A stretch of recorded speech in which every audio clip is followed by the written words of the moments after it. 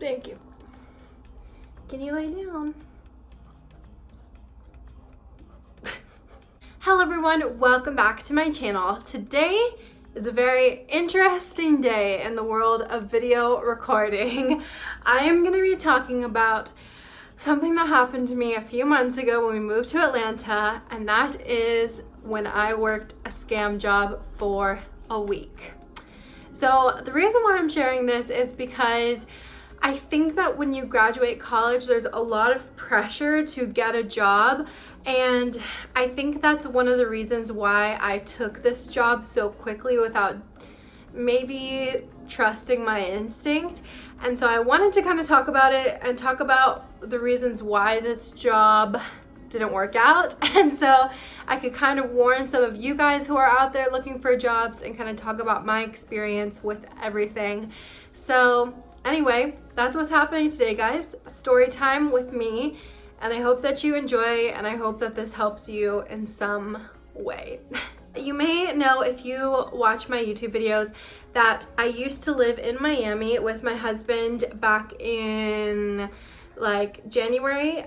We lived there from like September to January, and then we moved to Atlanta, and the reason we moved to Atlanta was because of this job. I don't really know what to expect. I don't know if I'm gonna love it or hate it, but I'm just excited for a new opportunity and to do something different and to have like a professional job and not be a server. I'm just really excited, and I thought I would take you guys along with us on this journey. And looking back, I remember being so excited for this job, because I was excited to finally have a chance to prove myself in the professional world, and I was excited to not have to be a waitress anymore and to actually do something like with my degree, because I thought it was going to be like a marketing job. And we moved to Atlanta, I started the job, and I started noticing things that were not right. Life in Atlanta has been basically the opposite of what we thought it was gonna be like. Hold on a second. So essentially, I'm gonna just be bouncing around as we walk to the park. Essentially, the job that we moved here for was a scam. And I feel like an idiot for believing it, but I had to take a chance because I graduated college and I was like, I really want a professional job. Basically, going back a little bit, back in December, what are you looking at? Back in December, I started noticing that a lot of my friends were getting jobs who had graduated college like a little bit after me or around the same time as me. They were all getting jobs, and I started noticing that they were getting jobs not in Florida, which is where I'm from. So I was like, okay, maybe that's why I haven't gotten a job, because I have seriously applied for like 200 jobs after I graduated college, probably more, to be honest with you. I've applied to so many jobs. So I was like, okay, maybe that's why I'm not getting a job. Maybe there's just not a lot in Florida. Maybe I just need to expand a little bit. So I started applying everywhere: Chicago, Seattle, New York, LA, Atlanta, obviously, Dallas. I just applied everywhere to so many different jobs. I heard back from Seattle, but they wouldn't do a phone interview with me. I had to go there, so that just didn't work out. And then I got this one with Atlanta, and we were already thinking Atlanta because Blake's sister lived here, and we had both been hearing back from a bunch of jobs here. So we were like, okay, maybe Atlanta will be a good place to go for us, because we just were not making any money in Miami and we really needed a change of pace. So I got the call from this company, which I'm not gonna be naming, but it is nationwide, and it also, there are a lot of other jobs that do the exact same thing as this company, but they just have a different name. So hopefully, if you are watching this video, you will know the red flags when you apply to these jobs. But I got a call from this job, and I remember asking a lot of questions because I did not want to get scammed, because she was saying that, like on the phone, in the phone interview, she was saying that like this was a job with a base pay plus commission. that the base pay was about $650, and then you would get commission on top of that. And then she was saying that the job was, it started in an office with a meeting, and then after that it would go to what they called in the field. Sorry, I have my hair tie on my fingers. In the field, which meant that you were going to different locations to, she didn't really explain to me what I would be doing, but just being in the field working with clients. And I thought that was so cool because I was like, okay, cool, I don't have to be in an office all day. I'm gonna get to go work with clients, things like that. So I did the phone interview, and then there was this interview where you had to like take videos of yourself, and I did that one. And then after that, it was the in-person interview. So I said, hey, why not? I've gotten this far. I should go. I think this is a great opportunity. So Blake and I packed up our stuff for a day. I think we just literally drove to Atlanta, which was like 10 hours for the day. And the interview, I was like really excited because the meeting that they had was like really fired up. Everyone was excited. They were playing like a game. And then me and my interviewer, if you would call it that, it ended up being my mentor, went to Starbucks and they bought me a coffee, and we talked and basically discussed what the job would entail. And I remember asking specific questions because, again, I did not want to get scammed.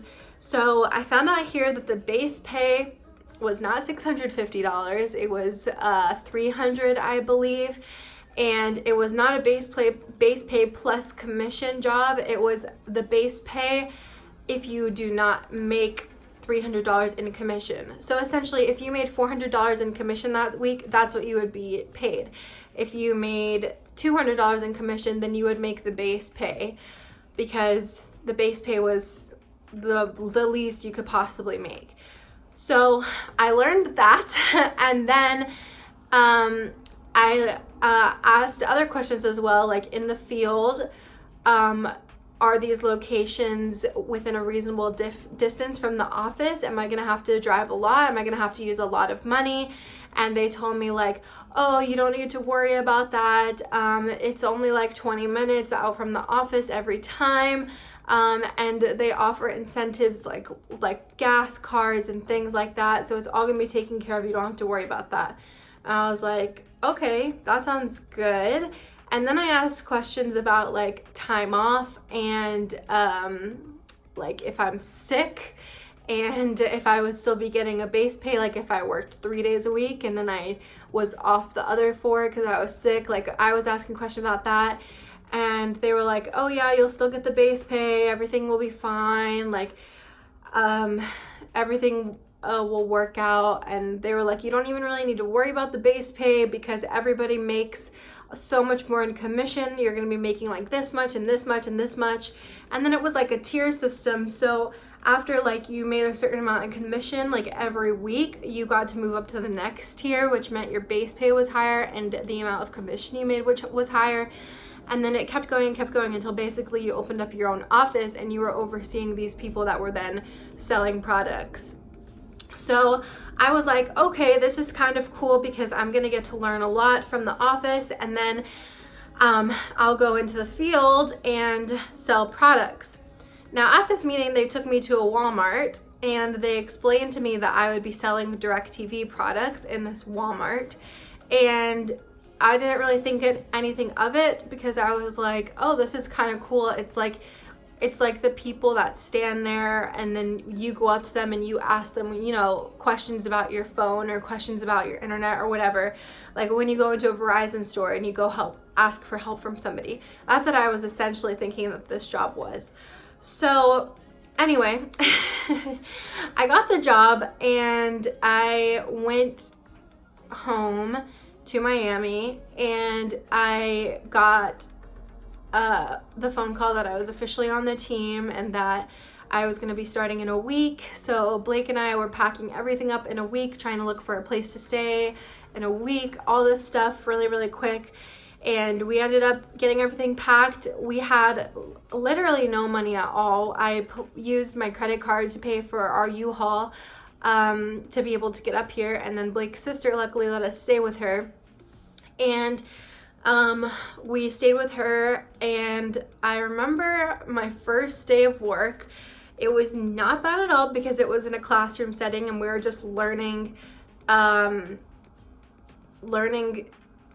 like how to do our jobs. And this is when all of the red flags started to pop up, and all the things that I thought were communicated to me in the interview were not communicated to me at all. For example, the base pay of the $300 was not a base pay that you got to keep. It was a base pay that you had to pay back the following week through your commission. So for example, the first week that I worked, I did not sell a single product, which meant that if I had stayed the next week, I would basically just be paying back that base pay that I had received the week before. And I didn't think that was fair for my first week to have to pay back my training money basically that I had received, especially when I was at a point that I was so broke. I was just really desperate for money, and I didn't think that it was fair that I had to pay it back when I was still learning. It also just, the environment, it's like everybody knows that it's not a good idea, I feel like, but they're all like really happy and excited, and they buy you food and stuff. So it's, I don't know, like I don't really want to be rude about it, but it just, everything about it just felt really fake to me. And I was grateful for the pizza because I was freaking hungry. We had like literally no money. But anyway, we're just learning in the classroom all day. The following day was the first day that I went to Walmart and started selling products. And basically, I remember in the interview process asking about how far the distance was from the office to these locations, and specifically them telling me that they were 20 minutes or less. And this day, the first day that I went out into the field, we drove an hour to the freaking mountains of Georgia to sell DirecTV products in Walmart. And most of the people there could not even get DirecTV or whatever because they lived in the mountains and there were no like cable lines or anything like that that could actually reach them. And I like, this is probably my fault for thinking that this way, but I thought people would come up to you and like ask you questions. No, you are basically a salesperson, like the people at the mall with the perfume bottles that are like, try my perfume, try this, try that. You are basically just, I'm sorry, I'm not trying to be rude to people who actually enjoy this business, but you're basically just bugging people who do not want to be bugged. And it was just really frustrating to me because I had left the service industry, which I actually really love because like I love food and I'm really passionate about food and drink and things like that. I had left that because I wanted to have a more respectable and more professional job.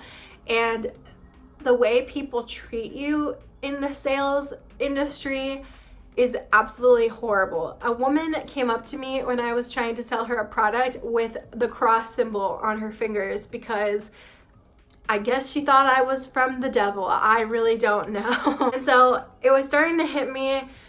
I remember going home that day just crying because I was just a mess. I remember feeling like really hurt. And the week before, when we had moved, like been planning to move to Atlanta, I remember like feeling in my gut that it wasn't a good idea, but I just decided to do it because I was like, no, there's a base pay, like what is there to lose? And then this day, like everything just like kind of crumbled on me because I was like, everything that they told me was basically a lie. And so anyway, I also found out that there were these out of office events like once a week. Excuse me. There were these out of office events like once a week, like whether it be going to a restaurant or going bowling, with the whole office that was mandatory that you had to go to. And not only that one day, but then you had another day with your mentor and his team or her team that you would also need to spend time with, because the idea was that you're building like a community and a sense of like togetherness, and that you function better as a team, which is all fine and well if you are like that. If you enjoy spending time with your work friends, and then kudos to you, because I am not like that at all. I personally like work to stay at work, and then I like to go home and spend time with my family, because I just don't think that it's necessary to spend 2 days out of my week, after I'm already spending 10 hours a day at work, having to spend time with the same people that I've just seen, and when I want to spend time with my family that I have not seen the entire day. So that was another thing that just baffled me. So I explained to my mentor these problems. I don't really know if he was understanding what I was saying, because he was like, no, you're gonna sell product. I didn't sell my first week either. Tomorrow's gonna be a better day, blah, blah, blah. But yet he didn't sell a product the entire week I was with him either. And he had been there like 3 years. And I was like, if this is my future with this company of not selling products, I'm not going to stay here, because that's just a waste of money. Honestly, like when I could be doing something else. So the next day came, I tried again, didn't sell any products. Again, he did not sell any products. This was the point in time where, luckily in Miami, I had worked with a restaurant chain, and I called another restaurant in that chain. I can't talk about it because we have a social media policy and I work there now. So I called another restaurant in this chain up here in Atlanta, and I scheduled an interview for myself as a server, because I knew at this point that this job was not going to work out at all. So I scheduled an interview for myself. The following day was my last day. I was just trying to work the week so I could get a full paycheck, because I was already wasting my time and I didn't have another job. So I suffered through it. The last day I was with another girl, and she did not sell a single product either. She had also been there like 5 years, something like that. And I did not sell any product either. So it was horrible. It was Super Bowl weekend, and so it was packed, but yet nobody would buy the product. There was another team there that was selling Comcast. They were not selling any products. And I was like, what am I doing here?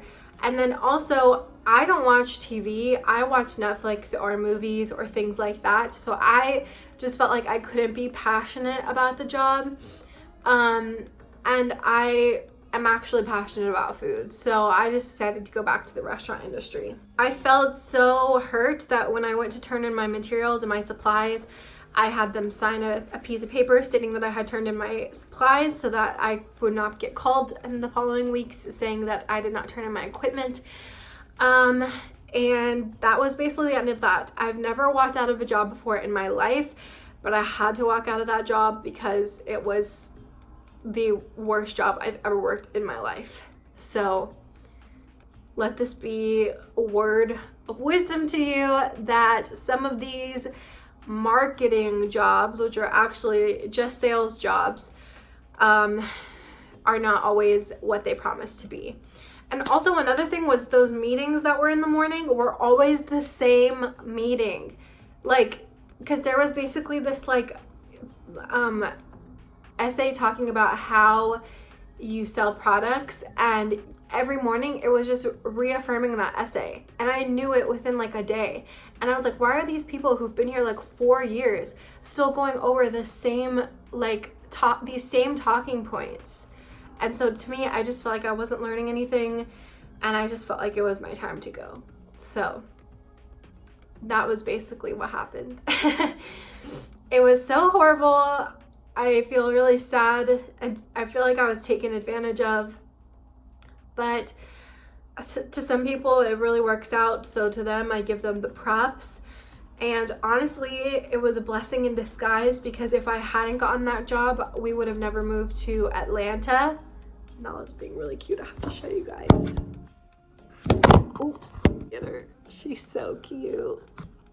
Anyway, we would have never moved to Atlanta, and honestly, I would have never gotten the job that I have now, and I really, really love the job that I have now. So thank you to the company for getting me here. It cost a lot of money to get here, but it ended up being worth it because we really, really love Atlanta. So sometimes those things that really hinder you in the past can sometimes be working to something good. So that's all the advice that I've got for you guys. Anyway, guys, I hope that you enjoyed this video. I hope that this is a word of wisdom to you. If you are in my shoes and you've graduated college a year or 2 years or 3 years ago and you still haven't found a job, please don't be dismayed. Like, I know how hard it is. I want to make a video about finding a job after college because I have applied to so many. But please don't be dismayed. Take pride in what you're doing right now. Work to be better at what you're doing right now. Find a hobby that you enjoy on the side. Find a side hustle that you can do.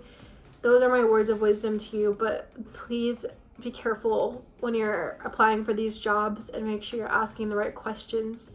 And read the reviews on, what are they called? Like the reviews on, it starts with a G, I can't think of what it is, of employers. Please read the reviews, because if I had read the reviews and taken them to heart, I probably would never have taken that job. So anyway, guys, thank you so much for watching my video. I really appreciate it. I love you guys so much, and I hope that you're having a wonderful week, and I'll see you on Thursday with the vlog. Bye!